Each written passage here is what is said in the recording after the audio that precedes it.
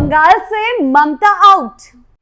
BJP ने 2026 से पहले परचम लहराया। बंगाल में ममता के लिए बुरी खबर आई है। बंगाल में बीजेपी ने ऐसा कुछ कर डाला है कि ममता का कच्चा चिट्ठा खुल गया और बंगाल से ममता आउट भी होने जा रही है। अब ममता का मुस्लिम कार्ड भी नहीं चलेगा क्योंकि ममता ने ऐसी गलती कर डाली है जो ममता को ही काफी नुकसान पहुंचा रही है।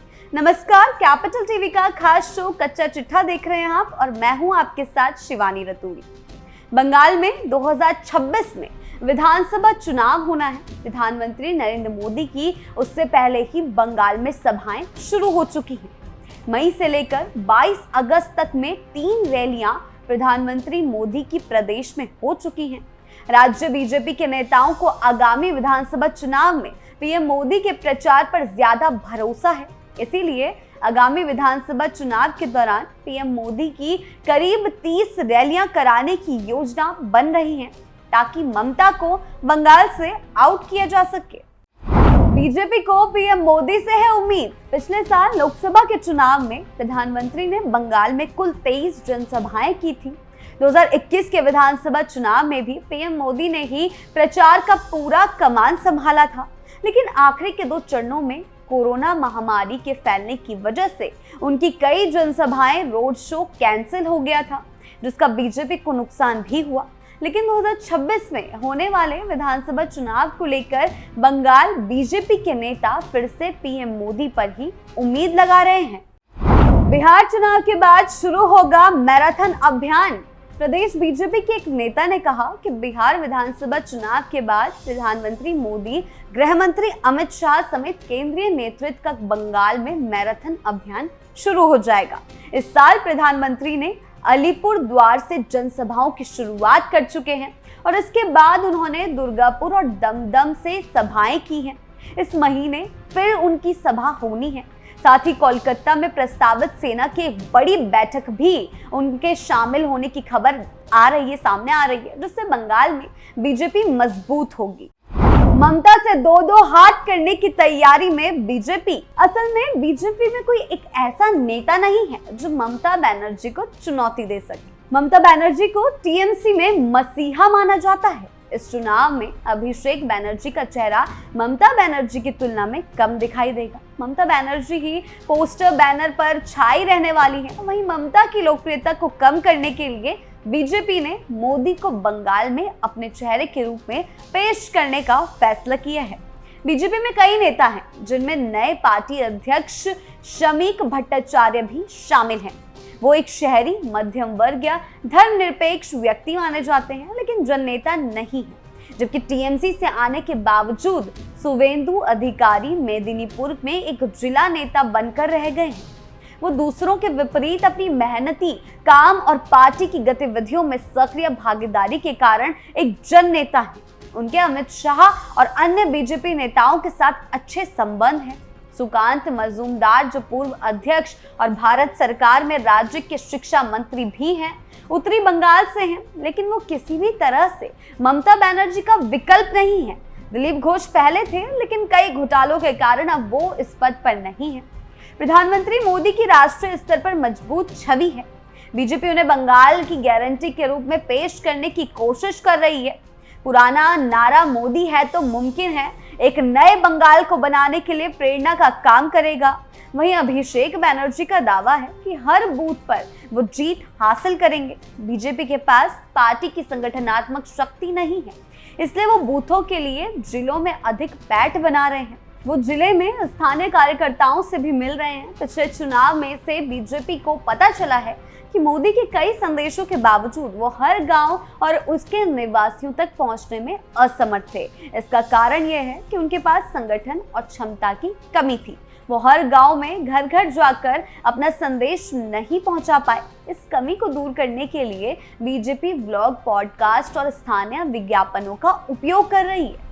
वो सोशल मीडिया पर अधिक आक्रामक अभियान चला रहे हैं। इससे आरएसएस की जिला दर जिला मदद भी शामिल है। इस बार बीजेपी और आरएसएस के बीच अधिक समन्वय होगा, जिससे भी ममता को पटकनी दी जा सकेगी। बंगाल में बीजेपी हो रही मजबूत। अभी हाल ही में बीजेपी ने पश्चिम बंगाल में बड़ा सियासी धमाका कर दिया था। नंदीग्राम सहकारी समिति चुनाव में बीजेपी समर्थित उम्मीदवारों ने 12 की 12 सीटों पर जीत हासिल कर टीएमसी का पूरी तरह सफाया कर दिया। ये नतीजा न केवल स्थानीय राजनीति में बीजेपी के बढ़ते दबदबे को दिखाता है, बल्कि आगामी विधानसभा चुनावों से पहले पार्टी कार्यकर्ताओं के लिए बड़ा उत्साह भी लेकर आया।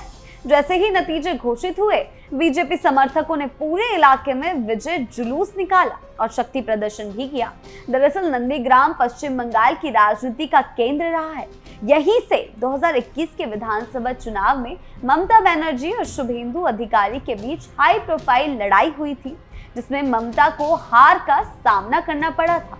ऐसे में समवाय समिति चुनाव में 12-0 की जीत को बीजेपी एक बड़े संकेत के रूप में देख रही है। राजनीतिक विश्लेषकों की माने तो नंदीग्राम में ये जीत बीजेपी को आगामी चुनावी जंग में और आक्रामक बनाएगी। वहीं टीएमसी के लिए ये नतीजा बड़ा झटका साबित हो सकता है। बंगाल की राजनीति एक बार फिर गर्मा गई है और आने वाले दिनों में इसका असर पूरे राज्य की चुनावी रणनीति पर साफ देखा जा सकेगा।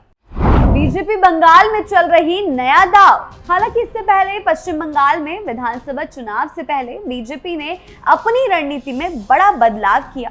समीक भट्टाचार्य के नए अध्यक्ष के रूप में पदभार ग्रहण करने के बाद पार्टी ने यहां आक्रामक हिंदुत्व की जगह नरम हिंदुत्व को चुनावी हथियार बनाने का फैसला किया, जिसकी तस्वीर भी बंगाल से नजर आ रही है।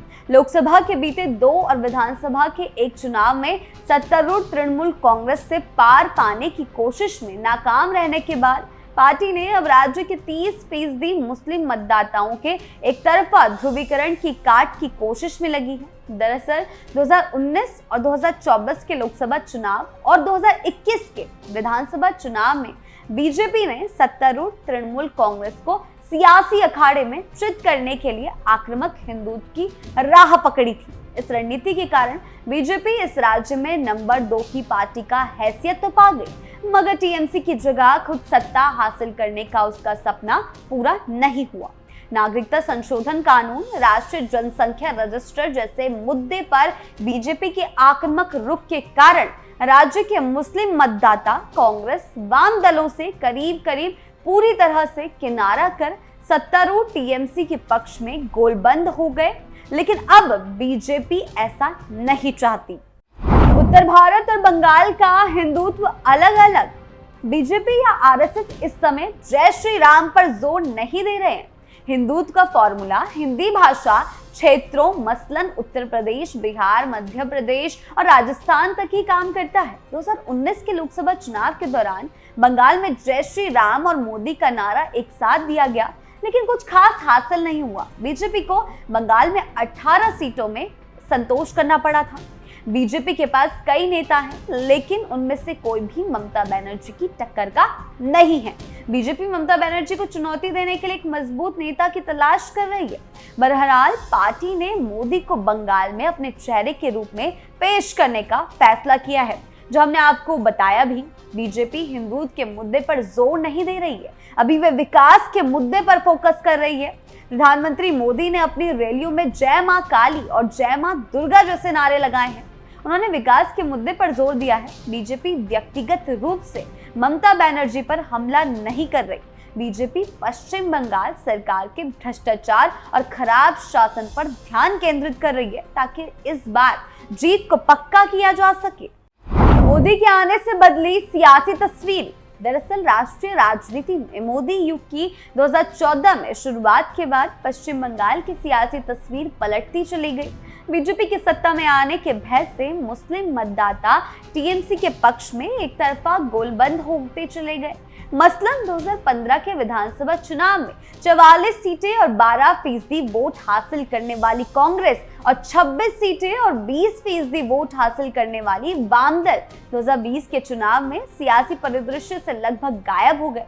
बीते चुनाव में कांग्रेस और वाम दल एक भी सीट नहीं जीत पाई और इनके वोट प्रतिशत में 10 और 16% की कमी आई। दरअसल बीजेपी का कहना है कि बीजेपी मुसलमानों के लिए नहीं बल्कि कट्टरपंथ के खिलाफ है। हम चाहते हैं कि मुसलमानों के हाथ में पत्थर की जगह किताबें रहें। राज्य में राजनीतिक हिंसा के शिकार लोगों में 90% मुसलमान हैं। हम राज्य का पुराना सांप्रदायिक सौहार्द वापस लाना चाहते हैं। हम चाहते हैं कि दुर्गा पूजा और मोहर्रम का जुलूस एक साथ शांतिपूर्ण रूप से संपन्न हो। सब बीजेपी का कहना है। मुसलमानों की शिक्षा और रोजगार पर भी बात हो, जिससे ये समझा जा सकता है कि बीजेपी ने अपनी रणनीति बदलकर अब ममता को पटखनी देने की ठान ली है और ममता को बंगाल से आउट करने की पूरी तैयारी है। आपकी इस बारे में क्या राय है, हमें कमेंट सेक्शन में जरूर बताएं। नमस्कार।